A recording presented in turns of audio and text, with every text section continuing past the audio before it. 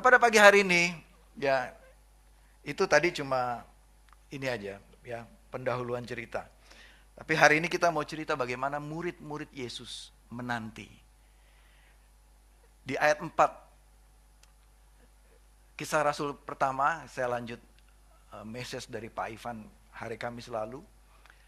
Ayat keempat, pada suatu hari ketika ia, yaitu Yesus, makan bersama-sama dengan mereka, ia, yaitu Yesus, melarang mereka meninggalkan Yerusalem dan menyuruh mereka tinggal di situ menantikan janji Bapa. Katakan bersama saya, menantikan janji Bapa.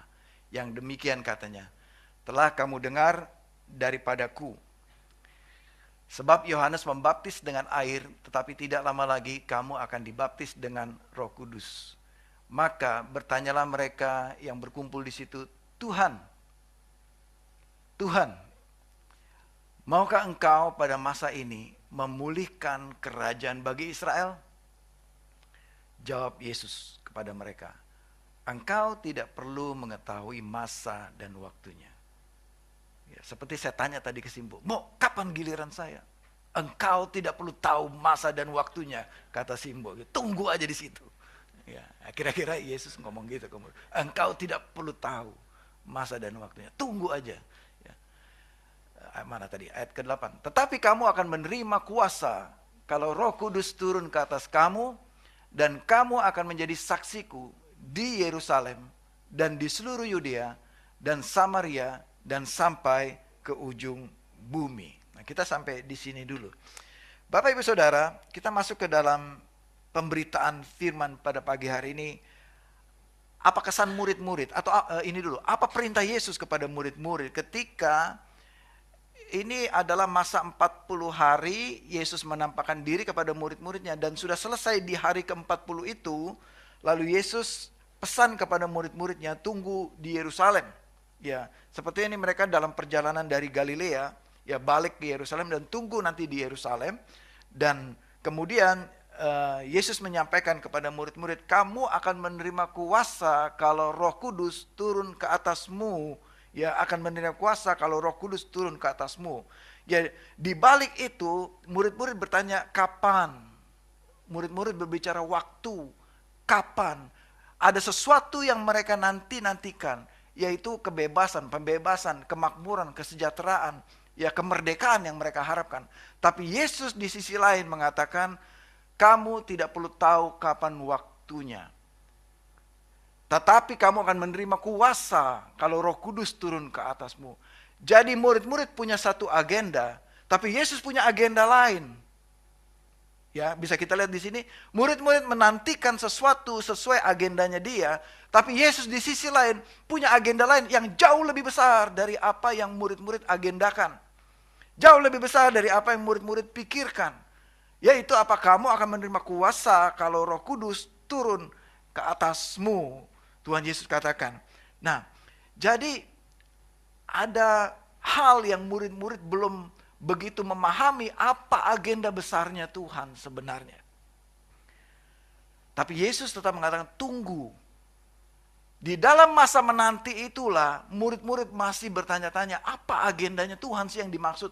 Apa itu Roh Kudus yang dimaksud yang akan Tuhan curahkan. Apa itu kuasa yang dimaksud yang akan Tuhan curahkan kepada kita. Sementara pikiran kita sekarang adalah hal-hal yang duniawi saat ini maksudnya murid-murid ya, yaitu mereka pengen kemakmuran ekonomi, mereka pengen pembebasan dari penjajahan Romawi maksudnya, mereka mau pemerintahan yang baru, mereka mau kesejahteraan tatanan dunia yang baru, mereka mau revolusi atau apalah semacam itu, ya itu yang mereka nantikan. Nah, tetapi ya bukan Tuhan tidak peduli kepada apa yang mereka nantikan. Tuhan tetap meminta murid-murid tunggu waktunya Tuhan. Nah, jadi saya lanjut dulu ya ke ayat 9. Sesudah ia mengatakan demikian, sesudah Yesus mengatakan demikian, terangkatlah Yesus ke surga, disaksikan oleh mereka, dan awan menutupinya dari pandangan mereka. ketika mereka sedang menatap ke langit, mereka ini murid-murid menatap ke langit, waktu Yesus naik itu, tiba-tiba berdirilah dua orang yang berpakaian putih dekat mereka, ayat ke-11, dan berkata kepada mereka, "Hai orang-orang Galilea, mengapakah kamu berdiri melihat ke langit? Yesus ini yang diangkat ke surga meninggalkan kamu, akan datang kembali dengan cara yang sama seperti kamu melihat dia naik ke surga." Nah, sampai di sini dulu ayat ke-11, mereka murid-murid masih berpikir dan menantikan, karena waktu peristiwa itu di Bukit Zaitun, itu tidak jauh dari Yerusalem, kurang lebih saya cek itu kira-kira 1 kilometer. Itu kalau jalan kaki kira-kira 30 menit saja ke pusat kota Yerusalem. Dan mereka merasa mereka masih terpana, masih terpesona melihat Yesus naik ke surga, ke awan-awan, dan mereka berdiam di situ. Bagaimana nanti ya? Apa yang dimaksud menunggu? Jadi kita tunggu. Mereka berdiam, mereka menunggu. Ketika mereka diam dan menunggu, malaikat Tuhan yang diutus oleh Tuhan mengatakan kepada murid-murid, "Hei kalian semua," ya kepada 11 orang ini, ya, "mengapa kamu berdiri melihat ke langit? Jangan diam." Malaikat itu katakan, Yesus yang diangkat ke surga meninggalkan kamu akan kembali dengan cara seperti kamu melihat dia naik ke surga. Ini mengandung dua makna. Akan kembali nanti kedatangan kedua kalinya, dan dia akan datang, yaitu Roh Kudus. Dia akan mengutus Roh Kudus. Jadi jangan diam. Jangan hanya diam menantikan janji itu. Tapi apa yang kemudian terjadi setelah murid-murid mendengar nasihat atau teguran dari malaikat-malaikat ini, ayat 12, "Lalu kembalilah rasul-rasul itu ke Yerusalem dari bukit yang disebut Zaitun, yang hanya seperjalanan Sabat jauhnya dari Yerusalem," yaitu kurang lebih 30 menit tadi ya. Ayat 13, "Setelah mereka masuk ke kota, naiklah mereka ke ruang atas, tempat mereka menumpang. Mereka itu ialah Petrus dan Yohanes, Yakobus dan Andreas, Filipus dan Thomas, Bartolomeus dan Matius, Yakobus anak Alfeus dan Simon orang Zelot, dan Yudas anak Yakobus." Ada berapa orang saudara yang saya sebut tadi? Ada 11 orang, ya. Mereka itu ada 11 orang, yang masih ngitung nggak apa-apa, saya kasih bocoran. 11, percaya 11 dah. Ya. 11. Loh, bukan 12. Kemana yang satu? Yang satu si Yudas itu. Ya. Jadi ada berapa? 11 yang naik di ruang atas itu, yang menyaksikan Yesus naik itu. Nah, apa yang mereka lakukan di ruang atas? Mereka berpikir masih tadi melihat ke awan-awan, di mana Yesus ya? Mereka lihat buka jendela, di mana Yesus? Mungkin apakah itu mungkin? Saya rasa tidak. Yang mereka lakukan, kita lanjut ke ayat 14. Mereka semua dikatakan apa? Bertekun. Bertekun, katakan ke sebelah kiri kanan. Bertekun. Bertekun. Sewaktu mereka menanti, mereka disuruh tunggu.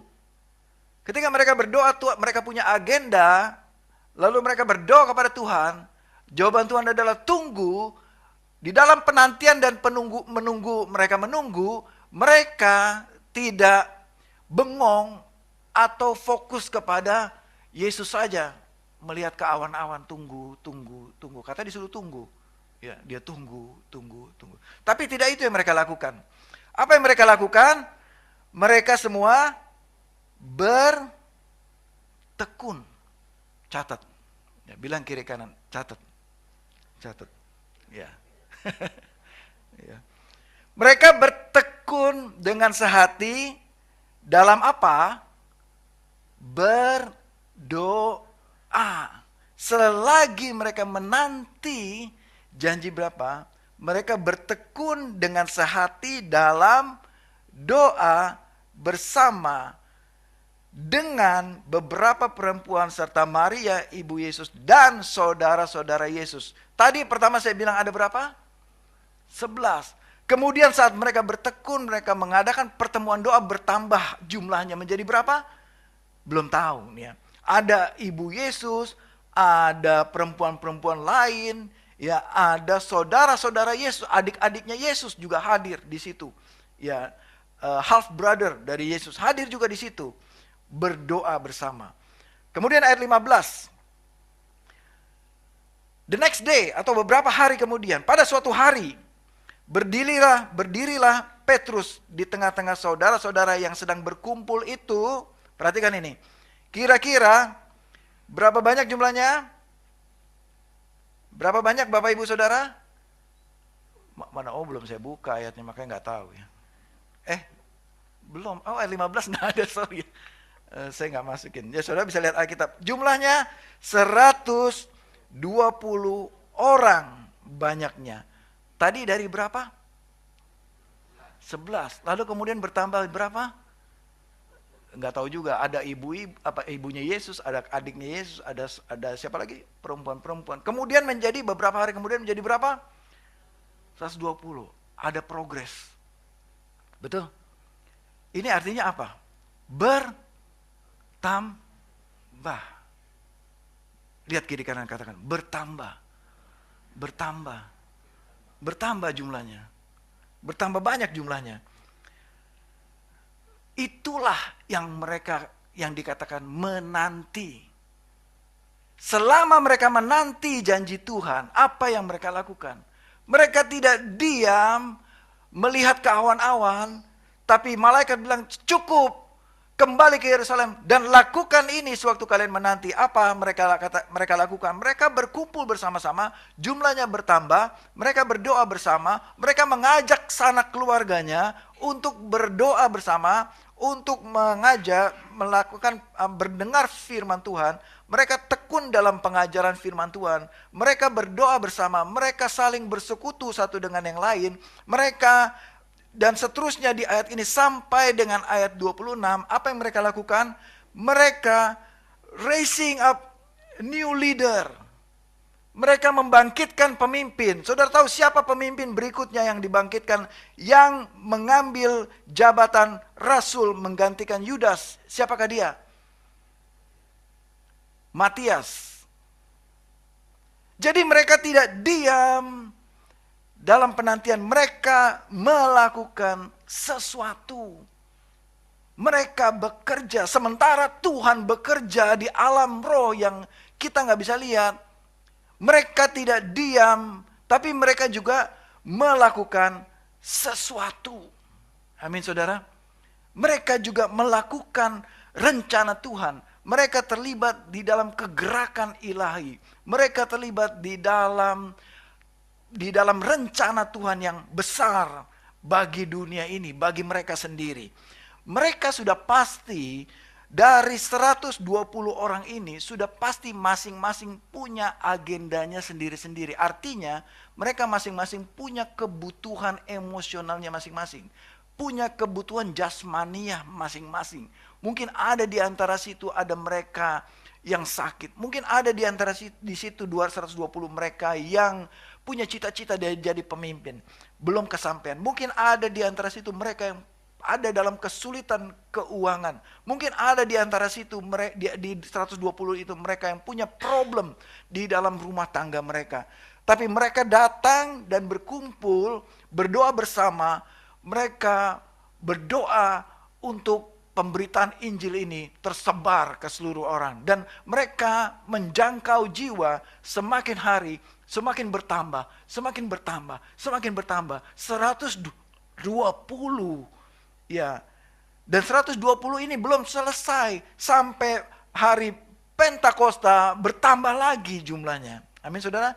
Hari Minggu besok kita akan masuk ke Kisah Para Rasul 2. Hari Minggu besok. Yaitu hari Minggu tanggal 24 besok adalah hari Pentakosta. Ya. Kita akan masuk dalam pasal kedua. Hari ini masih di pasal pertama. Yaitu jumlah mereka bertambah. Mereka melakukan sesuatu. Mereka bertekun dalam persekutuan, belajar firman Tuhan, mereka menjangkau teman-temannya, saudara-saudaranya. Ayo kemari ikut di ruang atas. Saya lagi mikir juga, ruang atasnya besar juga rumahnya nih ya. Apa ini di mana saya juga belum temukan. Ya, tapi intinya 120 orang. Ya, kalau ruangan ini kita berapa di sini? Ya, 120 itu cukup banyak. Dan mereka semua 120 itu berdoa bersama-sama. Sehati, satu tujuan. Mereka berdoa untuk jiwa-jiwa. Mereka berdoa untuk kerajaan Tuhan ditegakkan. Ya, itu yang mereka lakukan. Nah, saudara, saya beri kesimpulan. Ya, selama masa menanti ini, murid-murid ini menanti. Jadi kesimpulannya saya bagi dalam 3 kesimpulan besar. Yang pertama, apa yang mereka lakukan sewaktu mereka menanti? Mereka berkumpul. Mereka bersekutu. Mereka tidak terserak-serak, terpencar-pencar. Setelah pemimpinnya Yesus Kristus naik ke surga, mereka tidak hilang, terserak. Tapi mereka berkumpul tetap. Berkumpul. Ya, saat Kristus telah naik ke surga, mereka bersekutu satu dengan yang lain. Itulah yang terjadi. Gereja mula-mula, mereka rajin tekun bersekutu. Apakah mereka tidak punya kesibukan masing-masing? Saya percaya mereka pasti punya kesibukan juga. Ada yang berjualan di pasar, mungkin ada yang dokter, tabib di satu lokasi, mungkin ada yang siswa, mahasiswa, dan lain sebagainya. Tapi mereka luangkan waktu untuk mereka bisa berkumpul di situ. Waktu mereka mau datang berkumpul, mereka itu jalan kaki, Bapak Ibu Saudara. Atau paling tidak kalau terlalu jauh mereka mungkin naik keledai, ya nggak ada TJ, ya tidak ada Green SM atau lain-lainnya. Mereka jalan kaki, itu artinya ada effort yang mereka lakukan, ada extra effort, extra usaha yang mereka lakukan untuk berkumpul. Mereka berkumpul karena hati mereka cinta kepada Tuhan Yesus. Yang kedua, selama masa menanti, apa yang mereka lakukan? Ya, sesuai ayat 14 tadi, mereka berdoa bersama dalam sehati dengan tekun. Saudara, mereka ini tekun berdoa. Mereka mungkin masing-masing punya agenda doa masing-masing. Tapi mereka tidak keberatan untuk mereka berkumpul, datang, meluangkan waktu untuk datang berdoa bersama-sama, berkumpul di ruang atas itu. Dan semakin banyak jumlah mereka yang berkumpul, berdoa bersama-sama. Tidak ada artis terkenal di situ, tidak ada penyanyi terkenal di situ, tidak ada grup band yang keren waktu itu, tidak ada pengkhotbah yang hebat yang terkenal waktu itu, tapi mereka datang karena kerelaan hati mereka. Mereka mau berdoa, mereka mau berkumpul bersama-sama. Sementara mereka masing-masing punya agenda pribadi, punya permohonan doa pribadi, mereka tidak keberatan, mereka tetap datang. Wah, mungkin permohonan pribadi mereka belum terpenuhi, tapi mereka tetap datang. Berkumpul dikatakan di situ, berarti mereka ada gather di satu tempat bersama-sama. Belum ada Zoom pada saat itu kan. Mereka kumpul di satu tempat, mereka berdoa bersama-sama. Dan yang ketiga, mereka mendengar pengajaran. Mereka bertekun untuk dalam pengajaran rasul-rasul. Mereka saling memuridkan satu dengan yang lain. Mungkin mereka bagi kelompok diskusi firman Tuhan apa ya waktu Yesus pernah ajarkan selama 3 tahun. Ya, Yesus pernah ajarkan ini. Oh, saling mengingat. Oh ya, waktu itu Yesus pernah ngomong begini, gini. Yang di kelompok sana dipimpin oleh Bartolomeus mungkin. Iya saya ingat. Waktu itu Yesus ngomong begini. Apa aplikasi dalam hidupmu? Bagaimana kehidupan? Mereka berdiskusi firman Tuhan. Mereka saling memuridkan.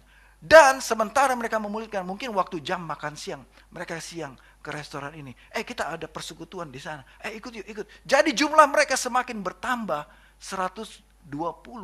Mereka bertekun dalam pengajaran, mereka memuridkan, dan mereka menjangkau teman-temannya.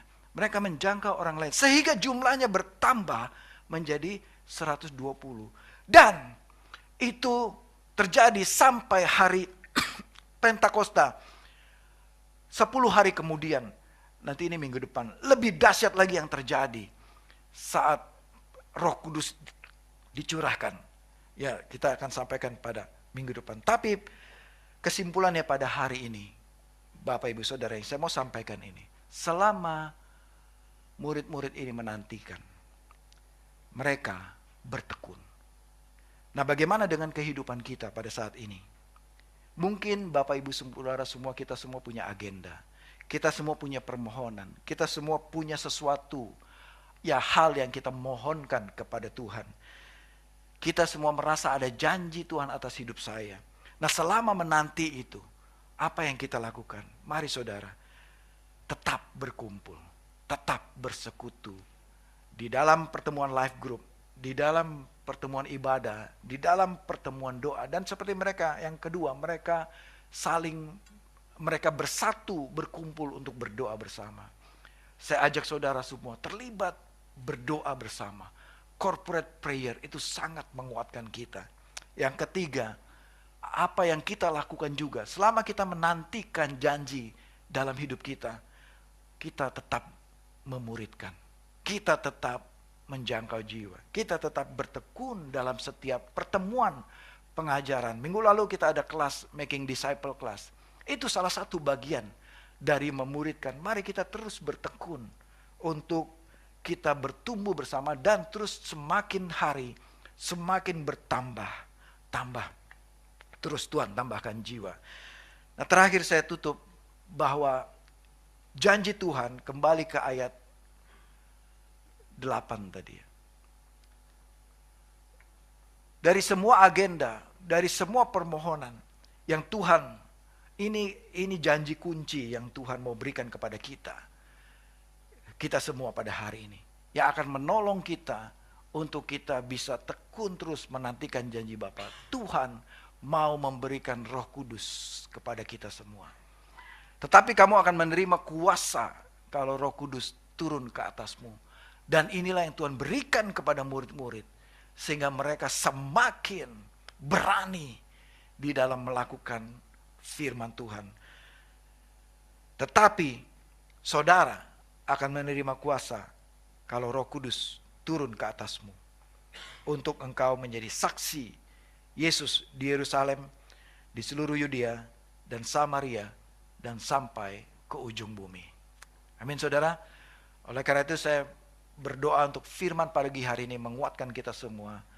Mari kita nantikan janji Bapa, apapun janji Bapa dalam kehidupan saudara.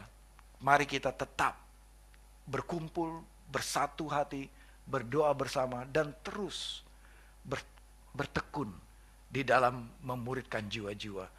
Dan Roh Kudus akan menyertai saudara semua. Roh Kudus akan memberikan kita kuasa ya untuk kita melakukan, menjadi saksi, memuridkan, menjangkau jiwa bagi Kristus Tuhan. Saudara, dari semua agenda yang murid-murid inginkan, Tuhan tahu yang terbaik bagi murid-murid, yaitu kuasa Roh Kudus. Kuasa Roh Kudus yang akan membebaskan, memerdekakan setiap murid-murid. Dan pada pagi hari ini, doa saya bahwa kuasa Roh Kudus akan menolong Bapak Ibu Saudara di dalam saudara melakukan perjalanan hidup saudara, di dalam saudara menantikan janji Tuhan dalam hidup saudara. Amin saudara, saya undang saudara bangkit berdiri. Mari kita merenungkan firman ini. Mari kita buka hati kita terhadap firman. Mari kita mengikuti teladan yang murid-murid lakukan 2000 tahun yang lalu.